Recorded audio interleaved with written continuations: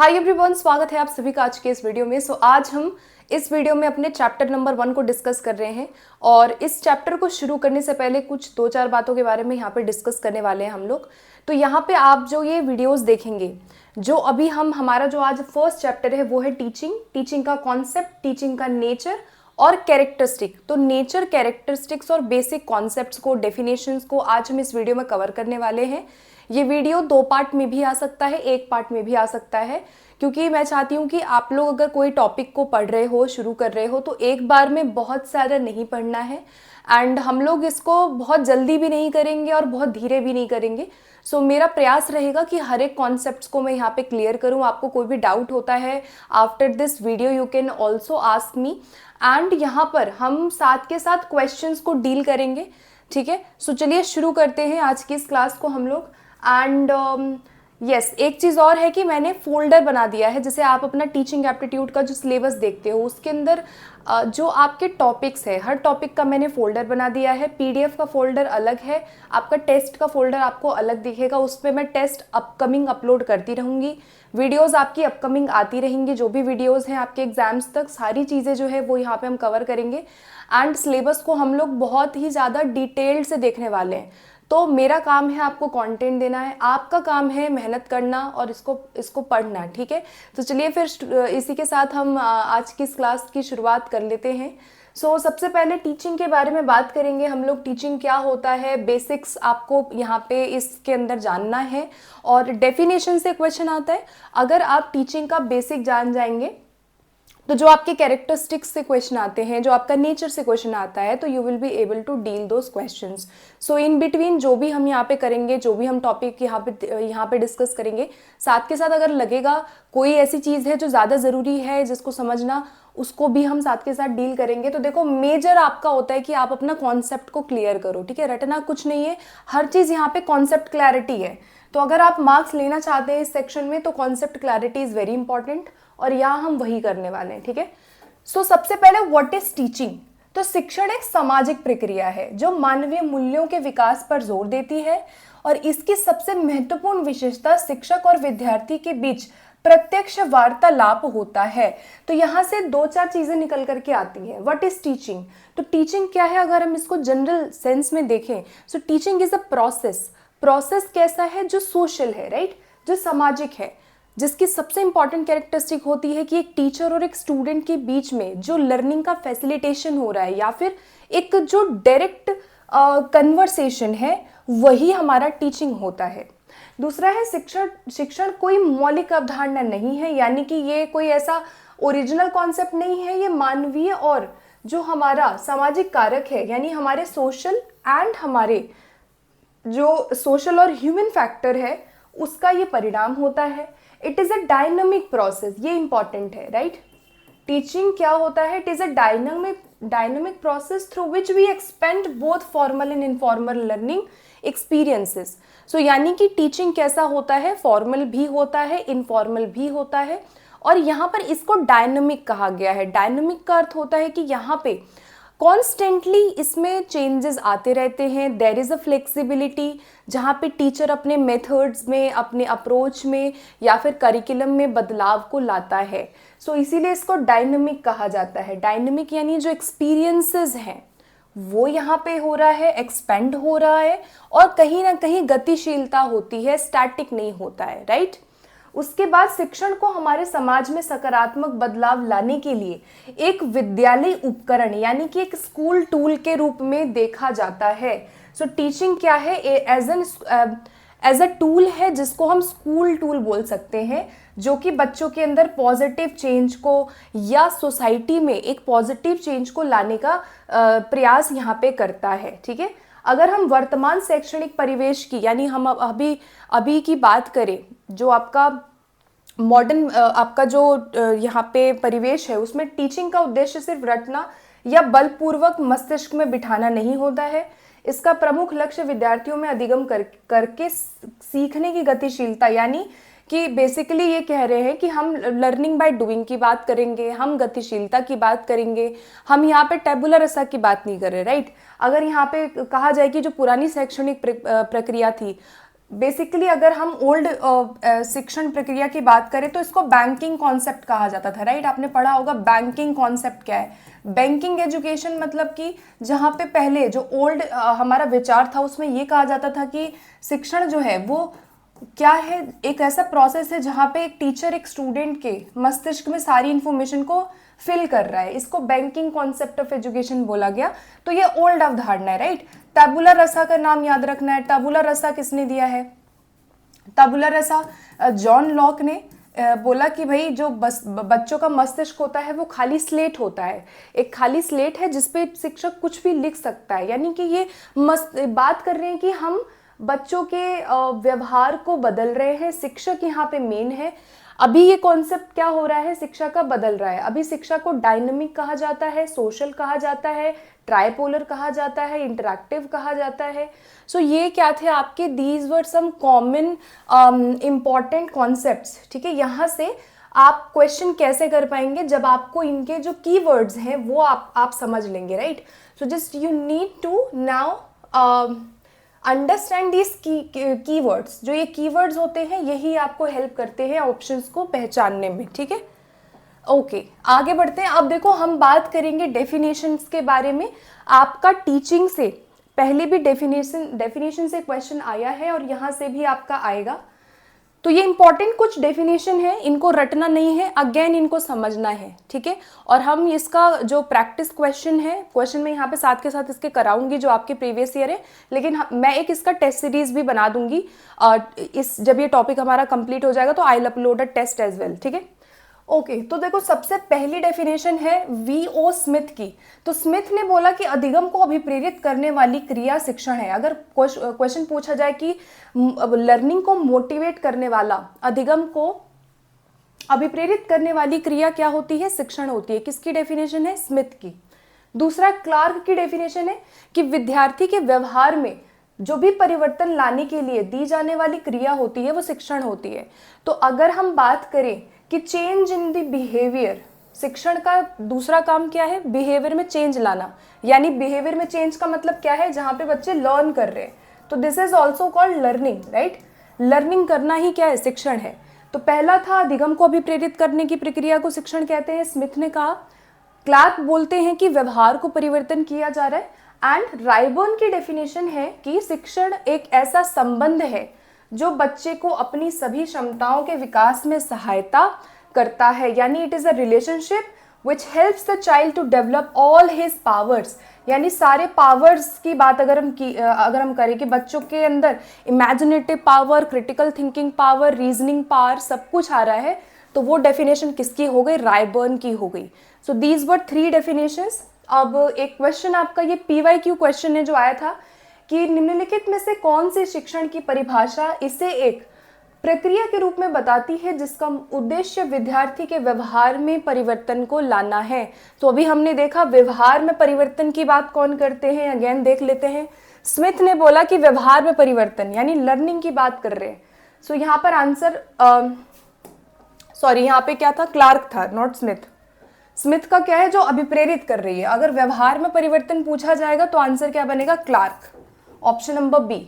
और अगर अभिप्रेरित कर रही है, लर्निंग को मोटिवेट कर रही है, स्मिथ की डेफिनेशन हो जाएगी, ठीक है।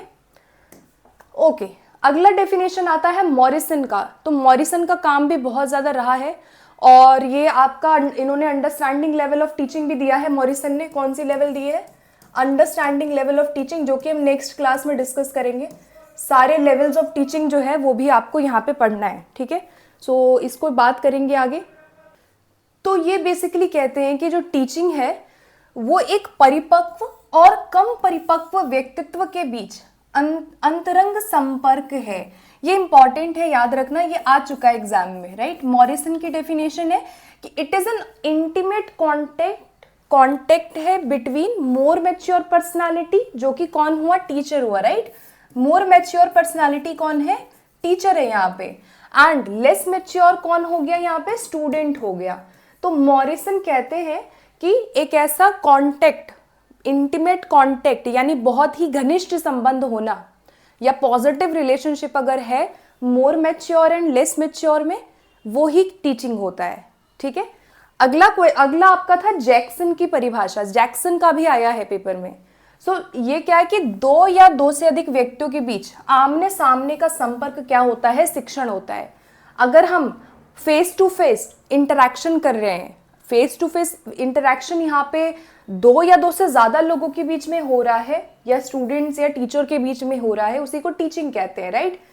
तो यहाँ पे लिखा है कि teaching is a face to face interaction between two or more persons in which the teacher intends to bring about a change in the student's behavior, जहां वो व्यवहार में परिवर्तन ला रहा है। सो टीचिंग का बेसिकली आपसे अगर एक कॉमन गोल पूछा जाए कि भाई what is the ultimate goal of teaching, ठीक है, क्वेश्चन ये भी आ चुका है आपका, जो मुझे याद आ रहा है तो मैं वो बताती जा रही हूँ। अल्टीमेट गोल ऑफ टीचिंग पूछा जाए, लक्ष्य क्या होता है, तो आंसर क्या बनेगा, व्यवहार में परिवर्तन करना, ठीक है।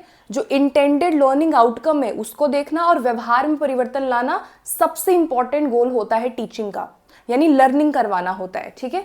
और यहाँ पर जैक्सन ने बोला कि दो या दो से ज्यादा व्यक्तियों के बीच अगर एक इंटरेक्शन हो रहा है वहां पे, वही टीचिंग है। फिर आपका जो नेक्स्ट डेफिनेशन है वो एनएल गेज की है, जिन्होंने शिक्षण को एक डेमोक्रेटिक व्यू के तरीके से देखा, यानी लोकतांत्रिक रूप में शिक्षा को देखा। इन्होंने कहा कि एक अंतर संबंधी प्रभाव होता है जिसका उद्देश्य अन्य व्यक्ति के व्यवहार की संभावनाओं को बदलना होता है। ये भी इन्होंने बेसिकली इसको इंटरपर्सनल कहा। इंटरपर्सनल मतलब जब बहुत सारे लोग हैं या अलग अलग लोग हैं, वो एक दूसरे को इन्फ्लुएंस कर पा रहे हैं जिससे कि एक व्यवहार में परिवर्तन आ रहा है, वही टीचिंग है। तो ये गेज की डेफिनेशन हो गई। So these were some definitions. इन डेफिनेशन से आपको क्या करना है, ये वर्ड्स को निकालने हैं, क्योंकि आपका एमसीक्यू में ये आपका बन जाएगा, ठीक है। नेक्स्ट डेफिनेशन है योकन सिम्पसन की। सिम्पसन ने, जिन्होंने अब ब्लूम टेक्सोनोमी के अंदर भी काम किया है, जो आपका साइकोमोटर डोमेन है उस पे इन्होंने काम किया। इन्होंने कहा कि शिक्षण वह साधन है, यानी एक ऐसा मीन्स होता है जिसके द्वारा समाज युवाओं को चुने हुए वातावरण में यथाशीघ्र इस प्रकार प्रशिक्षित करता है कि वे अपने जीवन की दुनिया में स्वयं को क्या करते हैं, एडजस्ट करते हैं। यहाँ पे कीवर्ड याद रखना अगर आ जाएगा कि यहाँ पे भाई हम क्या कर रहे हैं, एडजस्ट कर रहे हैं, ठीक है। ये किसकी डेफिनेशन हो गई, सिम्पसन की हो गई। ये कहते हैं कि टीचिंग एक ऐसा माध्यम है जिसके माध्यम से जो सोसाइटी है वो यंग को, किसी युवाओं को जो वातावरण है सिलेक्टेड, कुछ कोई हमारा आसपास का जो वातावरण होता है उसके अंदर हम एडजस्ट कर पाते हैं। सिंपल भाषा में अगर समझे तो हमारी जो सोसाइटी है या हमारा जो एनवायरनमेंट है, जब हम उसमें एडजस्ट कर पा रहे हैं तो उसी को यहाँ कहा गया कि शिक्षण एज अ मीन्स है, एज अ रिसोर्स है, यानी टीचिंग के माध्यम से हम ये कर पा रहे हैं कि हम अपने आप को एडजस्ट कर पाते हैं, ठीक है। उसके बाद बर्टन की डेफिनेशन है, ये आपका PYQ आ चुका है, अभी हम करेंगे। शिक्षण अधिगम की उत्तेजना, मार्गदर्शन, निर्देशन और प्रोत्साहन है। अब ये चारों वर्ड आपके कौन से हैं जो आपके टीचिंग के कॉन्सेप्ट में भी आते हैं, ठीक है। तो बर्टन ने कहा कि टीचिंग क्या है, स्टिमुलेशन है। स्टिमुलेशन का मतलब होता है जब आप रियल वर्ल्ड सिचुएशन में उनको टीच कर पा रहे हैं, यानी कॉन्टेक्स्ट भी हम इसको कह सकते हैं, यानी इसको हम संदर्भ भी बोल सकते हैं कि जो शिक्षण होता है वो संदर्भात्मक होता है, सिमुलेशन होता है, रियल हमारी परिस्थितियों से संबंधित होता है, गाइडेंस है, डायरेक्शन है, जहाँ पे एक टीचर बच्चों को दिशा प्रदान कर रहा है, एनकरेजमेंट होता है लर्निंग का, लर्निंग को एनकरेज किया जाता है, फैसिलिटेट किया जाता है। तो एक वर्ड और आता है फैसिलिटेशन ऑफ लर्निंग, ठीक है। तो फैसिलिटेट वर्ड आ जाएगा कि फैसिलिटेट करना, अधिगम को प्रोत्साहन देना किसका मेजर गोल होता है, तो टीचिंग का होता है, सबसे इंपॉर्टेंट गोल होता है। ये हो गई कुछ हमारी डेफिनेशंस। नाउ एक क्वेश्चन है कि शिक्षण अधिगम की उत्तेजना, मार्गदर्शन, निर्देशन और प्रोत्साहन है, यह परिभाषा किसने दी थी। PYQ है आपका, कौन हो जाएंगे, बर्टन। अभी किया हमने। यहाँ पे हमने सारी जो डेफिनेशंस हैं वो हम कर चुके हैं, और जो भी मैंने यहाँ पे डेफिनेशन आपकी डिस्कस की है वो भी आपकी आ सकती हैं, तो इनको देख लेना। अगला है टीचिंग इज डिफाइंड एज, परिभाषित किस प्रकार किया जाएगा। तो अभी we have done this concept through definitions, हमने इसको समझा।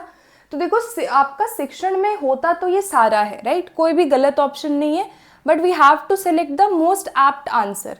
सो आंसर बना यहाँ फैसिलिटेशन ऑफ लर्निंग। अभी बताया मैंने इसको जस्ट कि अधिगम की सुविधा को प्रदान करना, या फिर अगर आ जाएगा यहाँ पे change in behaviour is a major goal of teaching, so that will be also right.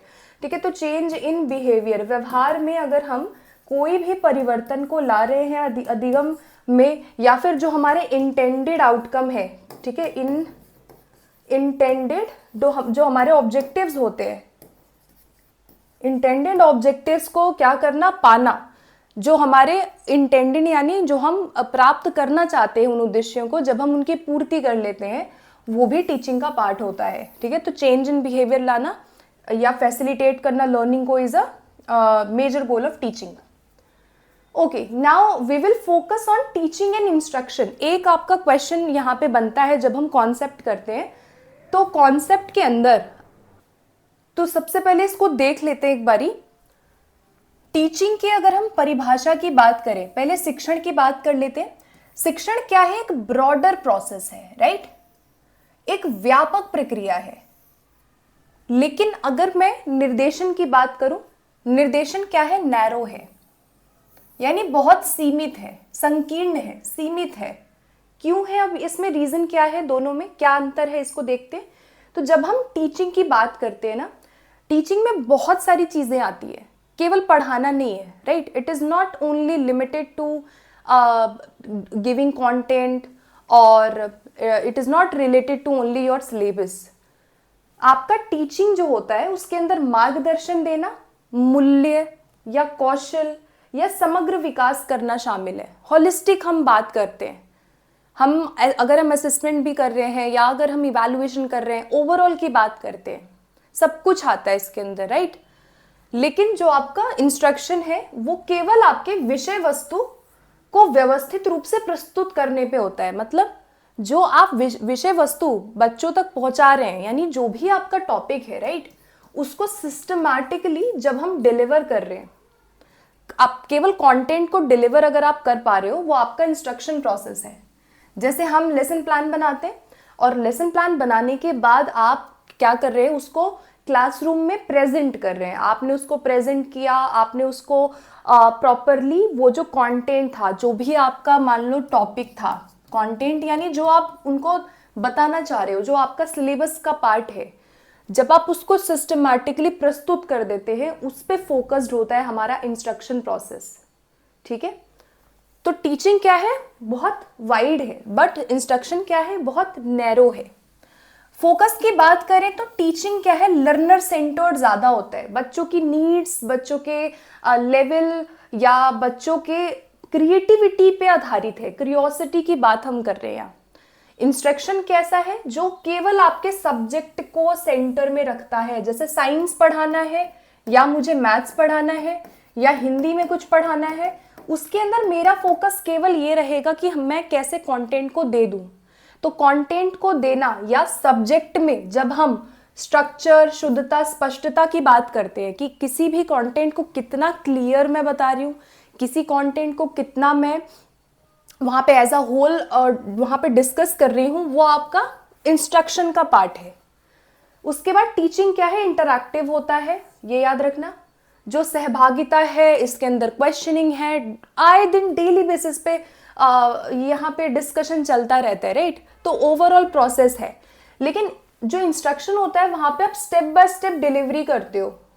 Content को आप डिलीवर कर रहे हैं, या कंटेंट को आप क्या कर रहे हैं? प्रस्तुत कर रहे हैं चरणबद्ध, जहां आपका एम्फेसिस फीडबैक पे होता है। ये आपका बिहार स्टेट में आया हुआ क्वेश्चन था कि इंस्ट्रक्शन में क्या चीजें होती हैं, तो आपका पूछ लेगा इंस्ट्रक्शन के पार्ट क्या है, या फिर इंस्ट्रक्शन में क्या चीजें, आपका कैरेक्टरिस्टिक क्या होता है इंस्ट्रक्शन में, या फिर टीचिंग और इंस्ट्रक्शन में अंतर क्या होता है। तो ये याद रखना है कि इंस्ट्रक्शन जो है वो आपका केवल कंटेंट डिलीवरी पे फोकस करता है, जहां पे you are just giving step by step content, और यहाँ पे हम ज्यादातर टेक्स्ट को एनालिसिस करते हैं। जो भी चीज रिटन है, जो भी लिखा है, उसको विश्लेषण करेंगे, रीइंफोर्समेंट करेंगे, फीडबैक पे हम यहाँ पे ज्यादा फोकस करते हैं। ठीक है, टीचिंग में आपका थोड़ा सा क्या है, ज्यादा आपका ये लर्नर सेंटर्ड है। ठीक है, एम की बात करें तो होलिस्टिक ग्रोथ है टीचिंग का एम, और इसका सबसे बड़ा गोल क्या है? लर्निंग को फैसिलिटेट करना। अभी हम क्वेश्चन भी कर चुके हैं कि लर्निंग को अगर क्वेश्चन आएगा फैसिलिटेट करते हैं तो वो आपका टीचिंग में होता है। इंस्ट्रक्शन का मेजर गोल क्या है? Mastery of facts and skills, मतलब यहाँ बेसिकली आप स्किल्स को सिखाने पे फोकस करते हैं, राइट? स्किल्स कैसे सिखाएंगे? जैसे मान लो कंप्यूटर है, तो कंप्यूटर में अगर मैं ये सिखाना चाहती हूँ कि उसको कैसे चलाना है, उसको कैसे यूज करना है, फंक्शन उसका क्या है, वो इंस्ट्रक्शन है। तो इस इंस्ट्रक्शन में मोस्टली हम लोग क्या करते हैं कि जो फैक्चुअल चीज़ें होती हैं, जो आपका सब्जेक्ट या विषय या कंटेंट है या कोई मान लो स्किल है, उस स्किल को ही सिखाया जाता है। सपोज किसी को ड्राइविंग सीखनी है, वो आपका क्या होगा? वो टीचिंग और इंस्ट्रक्शन में क्या होगा? आपका इंस्ट्रक्शन का पार्ट है वो, राइट? तो हम यहाँ पे इंस्ट्रक्शन में स्किल्स पे बहुत ज़्यादा फोकस करते हैं। स्किल्स को अगर आप पर्टिकुलर किसी चीज़ को सिखा रहे हैं कि उसका बेसिकली प्रोसेस क्या है, एक सिस्टमैटिक फैक्चुअल नॉलेज उसका क्या है, वो आपका इंस्ट्रक्शन का पार्ट है। तो आई होप कि ये आपका क्लियर हो गया होगा। अगर नहीं भी होगा तो मुझे बताना बाद में भी, we will discuss it again, ठीक है? और I will add more questions after this video. एक टेस्ट सीरीज डाल दूंगी, इसका आप प्रैक्टिस कर लोगे उसका, तो आपको क्लियर हो जाएगा। ओके, एक क्वेश्चन आपका आया हुआ था कि what is the similarity between instruction and teaching.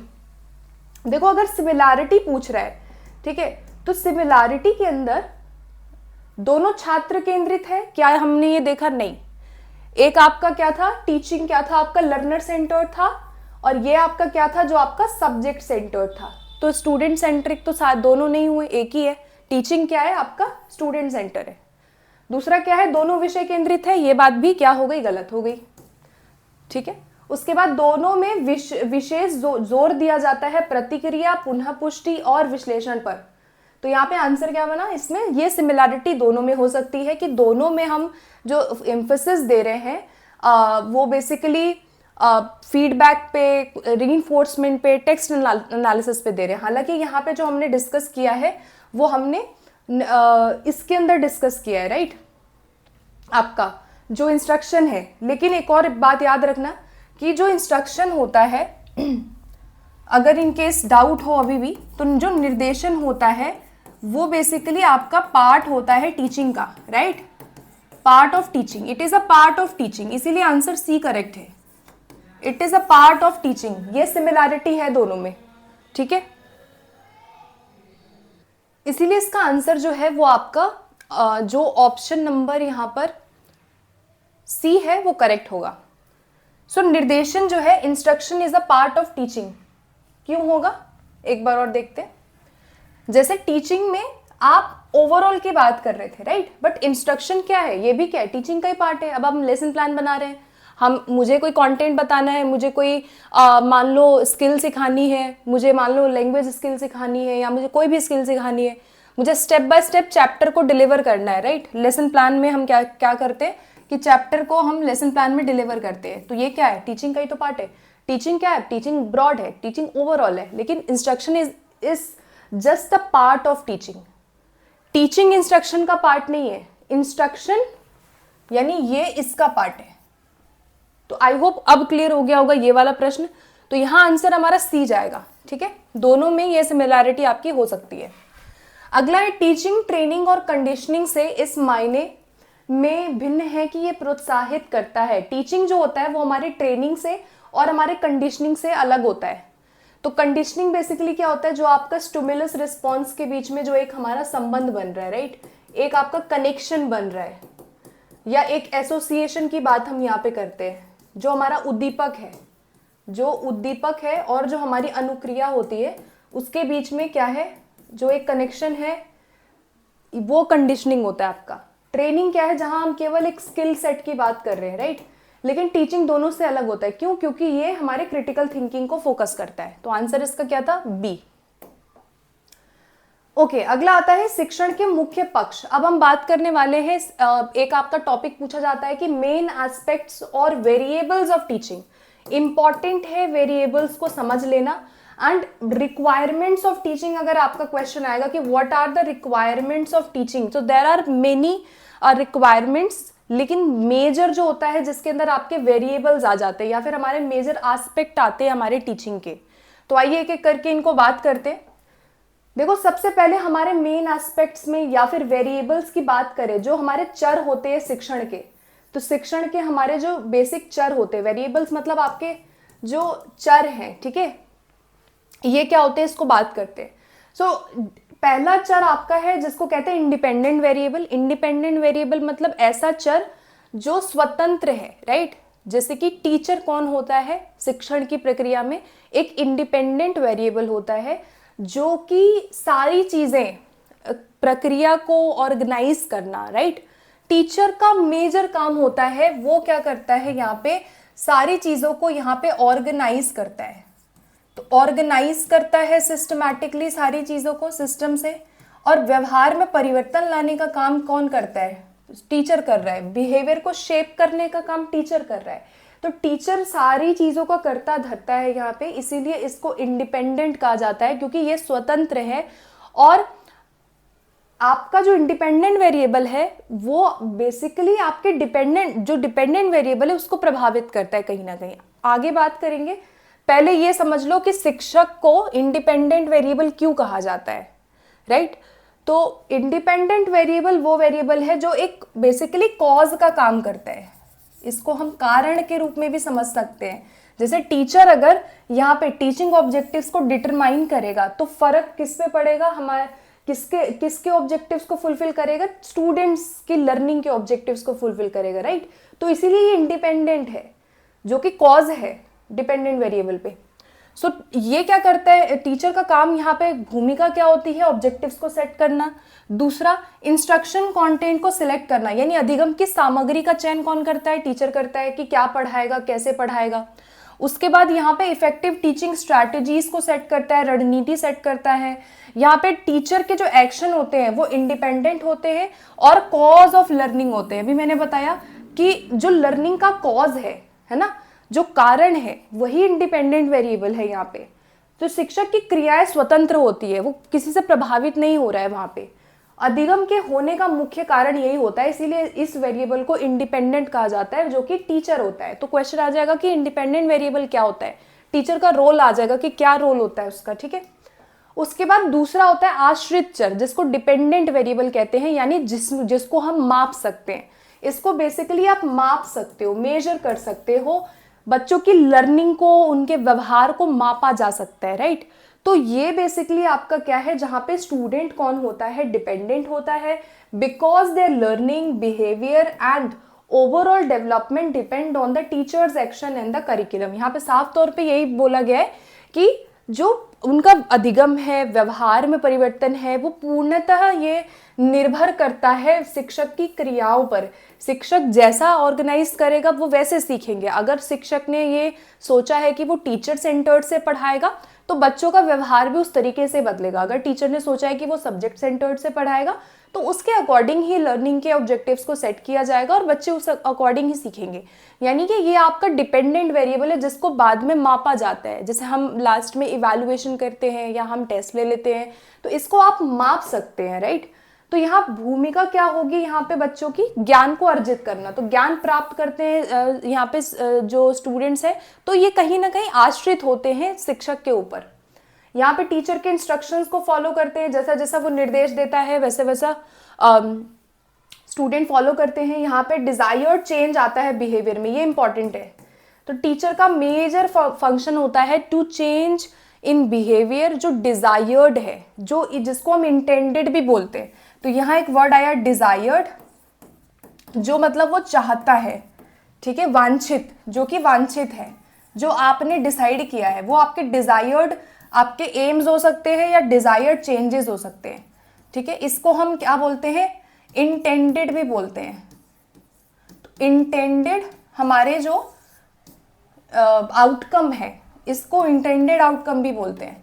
तो यहाँ बेसिकली हम बच्चों के डिजायर्ड जो लर्निंग है, उसको बदलाव जो भी है उसको देखते हैं, उसको मापते हैं। स्टूडेंट क्या है, रेसिपेंट है अपने जो प्रोसेस है, जो भी यहाँ पे इंस्ट्रक्शनल प्रोसेस होता है। इंस्ट्रक्शनल प्रोसेस अभी हमने देखा, जो भी निर्देशन हो रहा है उसमें बेसिकली प्राप्त कर रहा है सारी चीजें। तो इसीलिए यहाँ पे आश्रित चर कौन है, स्टूडेंट है, ठीक है। तीसरा आता है आपका इंटरवीनिंग वेरिएबल। ये भी इंपॉर्टेंट है काफी और पूछा जाने वाला प्रश्न है। जिसको मध्यस्थ चर बोलते हैं। मध्यस्थ चर आ जाएगा या फिर आ जाएगा आपका यहाँ पे हस्तक्षेप चर। तो अगर आपका हस्तक्षेप आ जाएगा या मध्यस्थ आ जाएगा, सेम बात है। तीसरा जो हमारा वेरिएबल है वो करिकुलम हो सकता है, पहला सोसाइटी हो सकता है, हमारा एनवायरनमेंट हो सकता है, हमारा कंटेंट हो सकता है। ये चारों वर्ड ना अलग अलग आपको एग्जाम में प्रीवियस ईयर में अलग अलग ये वर्ड्स आपको दिख जाएंगे, तो मैंने सारे ऐड कर दिए यहाँ पे। देखो, जब करिकुलम जो होता है वो आपका इंटरवीनिंग वेरिएबल होता है। इंटरवीनिंग का मतलब होता है कि जो ब्रिज का काम करे बिटवीन स्टूडेंट एंड टीचर। यानी दो वेरिएबल अभी हमने डिस्कस किया कि टीचर और स्टूडेंट के बीच में जो एक पुल का काम करे, ब्रिज का काम करे या एक सेतु का काम करे, वो आपका कौन सा चर है? मध्यस्थ चर है। ठीक है, अब यहाँ पे बेसिकली सोसाइटी आ सकता है, एनवायरनमेंट आ सकता है, सामग्री आ सकती है ना। जैसे यहाँ पे देखो कुछ रोल होती है ये जितने भी आपके चर होते हैं, इनका रोल क्या होता है कि क्या पढ़ाया जाएगा, व्हाट विल बी टॉट, क्या सीखा जाएगा, ये निर्धारण कैसे किया जाएगा? करिकुलम के बेसिस पे किया जाएगा, राइट। कि अगर आप एक करिकुलम बनाते हो तो you will decide what you will teach और what desired learning outcomes you want from students. So ये बेसिकली आपके ऐसे चर होते हैं जो स्टूडेंट और टीचर यानी डिपेंडेंट और इंडिपेंडेंट वेरिएबल को छोड़ करके जितने भी हमारे आसपास का एनवायरनमेंट हमें प्रभावित करता है हमारी लर्निंग में, वो आपके इंटरवीनिंग वेरिएबल का पार्ट हो सकते हैं। जैसे आप डिसाइड कर रहे हो क्या पढ़ाना है, यानी आपका करिकुलम है ये। उसके बाद serving as a medium for the teacher, यानी माध्यम होता है ये, है ना। हमारे टीचिंग अधिगम प्रोसेस का माध्यम क्या है? इंटरवीनिंग वेरिएबल है, करिकुलम माध्यम है। उसके माध्यम से ही हम आगे बच्चों के व्यवहार में क्या लाते हैं? परिवर्तन लाते हैं। यहाँ पे टीचर क्या करता है? करिकुलम को यूज करता है, यानी इस मध्यस्थ चर को टीचर यूज करता है। टीचर करिकुलम यूज कर सकता है, टीचर सोसाइटी से इन्फ्लुएंस हो सकता है, टीचर अपने आसपास के एनवायरनमेंट से इन्फ्लुएंस हो सकता है, या स्टूडेंट इन्फ्लुएंस होंगे। तो स्टूडेंट एंड टीचर दोनों ही इससे प्रभावित होते हैं, दोनों के बीच में एक ब्रिज का काम ये चर आपका मध्यस्थ चर करता है। ठीक है, सो ये बेसिक चीजें हैं। आपका एमसीक्यू यहां से बन जाएगा। ओके, उसके बाद हम बात करेंगे, अगला हमारा पॉइंट आता है, ये आपका बेसिकली नेचर एंड कैरेक्टरिस्टिक दोनों हो सकता है। ठीक है, अगर आपका नेचर एंड कैरेक्टरिस्टिक जो क्वेश्चन आएगा तो इसका पहला कैरेक्टरिस्टिक हमारा ये हो सकता है, लेकिन इसको हम अलग डिस्कस करेंगे। And we will discuss nature and characteristics in the next video, क्योंकि ये थोड़ा सा आपका वीडियो है जो है ये थोड़ा आपका लॉन्ग हो जाएगा। तो I will try to upload in next video, क्योंकि इसको थोड़ा आराम से करेंगे हम लोग, बहुत जल्दी नहीं करेंगे। ठीक है, समझ के करेंगे चीजें। देखो, यहाँ पे शिक्षण एक गतिशील प्रक्रिया है। अब गतिशीलता दो चीजों से आ सकती है। जब हम बोलते हैं कि टीचिंग क्या है? डायनामिक है, तो इसके अंदर ना हमारे दो प्रोसेस होते हैं। या आप इसको ये समझो कि टीचिंग इज अ प्रोसेस, केवल ये भी आता है कई बार। अगर आएगा teaching is a dynamic process, teaching is a process, तो प्रोसेस में क्या आएगा? प्रोसेस में पहला आपका होता है जिसको बायपोलर कहा जाता है। ये आपका ट्रेडिशनल है। पहले की जो प्रक्रिया होती थी वो कैसी होती थी? टीचिंग की बायपोलर होती थी, जहां केवल दो ध्रुव होते थे। जैसे यहाँ पे ये आप देख सकते हो, एक टीचर है और एक स्टूडेंट है। उनके बीच में जो भी यहाँ पे इंटरेक्शन हो रहा है वो बायपोलर है। किसने दिया इसको? जॉन एडम ने दिया। टीचिंग एज अ बायपोलर की बात जॉन एडम ने की। ये बहुत नैरो मीनिंग को दिखाता है, ये ज्यादा अच्छा नहीं माना जाता है, क्योंकि यहाँ पे केवल आपका जो टीचिंग है या जो इंटरेक्शन है वो ज्यादातर वन वे होता है, जहाँ टीचर ही मेन होता है, टीचर अथॉरिटी में होता है।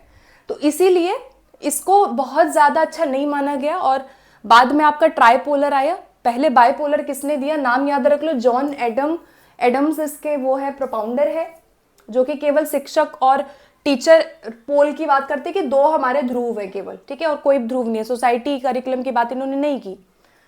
अब देखो, मुख्य बिंदु है कि इसके दो ध्रुव होते हैं। शिक्षक केंद्रित होता है ये, क्योंकि teacher main source of knowledge है जो बच्चों के ज्ञान को दे रहा है। Students are passive in this process, right. उसके बाद एक्शन रिएक्शन यहाँ पे जो होता है, टीचर एक्ट कर रहा है। सारा एक्शन किसका है? टीचर का है। टीचर नॉलेज दे रहा है, बच्चे केवल रिएक्ट कर रहे हैं, यानी इंफॉर्मेशन को रिसीव कर लेना उनको। ठीक है, एक तरफा ज्यादा होता है, इसीलिए इसको बहुत अच्छा नहीं माना गया। अब इसका जो खंडन है वो जॉन डीवी ने किया, और जॉन डीवी ने कहा कि जो टीचिंग है वो ट्राइपोलर होता है। अब जॉन डीवी का बहुत बड़ा काम रहा है जब हम टीचिंग की बात करते हैं। सबसे पहले इन्होंने कहा कि जो शिक्षण हमारा है, जो मॉडर्न टीचिंग की हम बात करें तो ये बहुत कैसा है, हमारा डायनामिक है और कॉम्प्लेक्स है। इन्होंने कहा कि टीचिंग जो है वो हमारा कहीं ना कहीं गतिशील है और हमारी जटिल प्रक्रिया होती है, बहुत सारे हमारे प्रोसेस होते हैं। जटिल क्यों है? क्योंकि there are multiple methods, multiple objectives, multiple tools, techniques, multiple approaches. So इसीलिए ये क्या है, बहुत हमारा कॉम्प्लेक्स हो जाता है टीचिंग, राइट। तो जॉन डीवी ने कहा कि शिक्षण के बेसिकली 3 हमारे इंपॉर्टेंट पोल होते हैं, ध्रुव होते हैं, जो अभी हम वेरिएबल कर रहे थे टीचिंग के, वही चीज़ है ये भी। जैसे पहला टीचर है, दूसरा स्टूडेंट है, एंड थर्ड कंपोनेंट इन्होंने कहा करिकुलम, सोसाइटी, एनवायरनमेंट, कंटेंट। अब ये इंपॉर्टेंट है, इसमें से कुछ भी आ जाएगा, मैंने सारे लिख दिए हैं। तीसरा ध्रुव जो होता है, पहला ध्रुव तो पता है टीचर है, दूसरा स्टूडेंट है, तीसरा ध्रुव जोड़ा गया और इसमें करिकुलम की बात की गई। करिकुलम आ जाएगा, सोसाइटी आ जाएगा, एनवायरनमेंट आ जाएगा, या फिर कंटेंट की अगर हम बात करते हैं, ये सारी चीजें तीसरे ध्रुव में आती हैं, ठीक है। सो बेसिकली ये चाइल्ड सेंटर्ड है ज़्यादा, ठीक है, चाइल्ड को सेंटर में रख करके इसकी बात की गई। और एक कैसा इंटरेक्शन हो रहा है, डायनामिक है, गतिशील है बहुत। तो ये 3 ध्रुव देख सकते हो। ये शिक्षण का ब्रॉड मीनिंग है, यानी बहुत ज्यादा वाइड मीनिंग की ये बात करता है, बहुत व्यापक अर्थ की बात हम यहाँ पे करते हैं ट्राइपोलर प्रोसेस के अंदर। और जॉन डीवी बेसिकली यहाँ पर जॉन डीवी का और भी काम क्या है, इन्होंने कहा कि जो एजुकेशन होता है हमारा, एजुकेशन को इन्होंने कहा कि हमारा सोशल होता है। इन्होंने कहा सोशल, इन्होंने डेमोक्रेटिक की बात की, ठीक है, इन्होंने डेमोक्रेसी एंड एजुकेशन की बात की। इनके किताब का नाम था जिसका नाम है डेमोक्रेसी एंड एजुकेशन, जो कि 1916 में आई थी। तो ये लोकतंत्र और शिक्षा की बात बहुत ज़्यादा करते हैं। इसके अलावा प्रोग्रेसिव एजुकेशन जो है, तो प्रोग्रेसिव एजुकेशन या फिर लर्निंग बाय डूइंग की बात, लर्निंग बाय डूइंग की बात भी जॉन डीवी ने अपने जो प्रोग्रेसिविज्म है, जो आपका प्रैग्मेटिज्म है बेसिकली, तो प्रैग्मेटिज्म के अंदर भी इन्होंने किसकी बात की है, लर्निंग बाय डूइंग की बात की है। तो ये ट्राइपोलर कहते हैं, ठीक है। जैसे एक क्वेश्चन आपका पीवाईक्यू आया था कि tripolar process was propounded by whom, किसने प्रोपाउंड किया है, तो आंसर बना इसमें जॉन डीवी, ठीक है। क्या क्या इनके काम है, प्रैग्मेटिज्म है, ठीक है, प्रैग्मेटिज्म है जिसको हम प्रयोजनवाद कहते हैं। इसके अलावा प्रयोजनवाद हो गया, या फिर शिक्षा को ये क्या बोलते हैं, लोकतांत्रिक बोलते हैं, कि शिक्षा हमारी क्या है, लोकतांत्रिक है। डेमोक्रेटिक एजुकेशन की बात की इन्होंने, और इनका काम लर्निंग बाय डूइंग पे रहा, लर्निंग बाय डूइंग से हम सीखेंगे। प्रोग्रेसिव स्कूल्स की स्थापना भी इन्होंने किया है, जो प्रोग्रेसिव की हम बात करते हैं।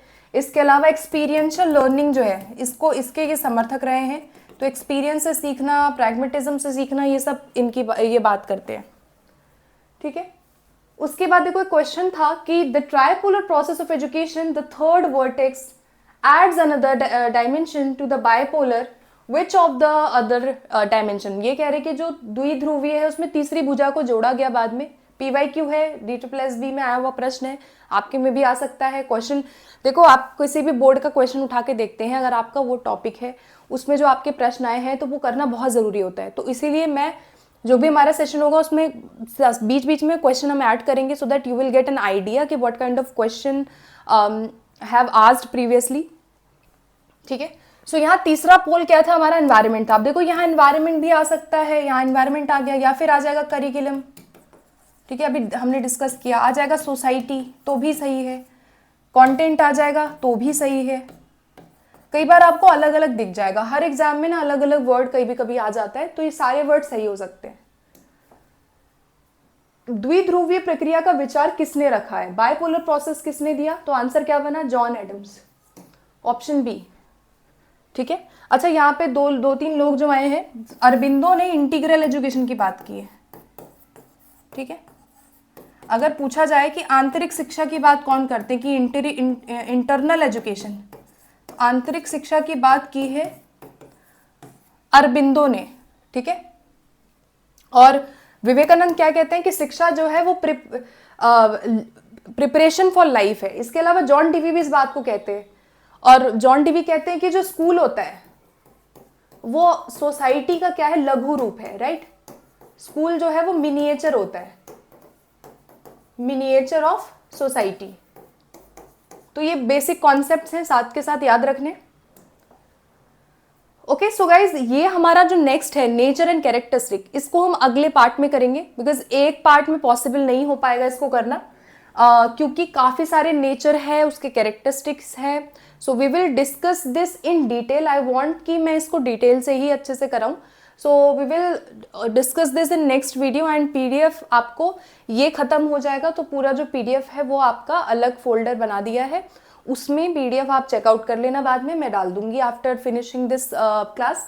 Okay so thank you for watching and in case कोई डाउट होता है लेट मी नो। मिलते हैं अगली क्लास के साथ।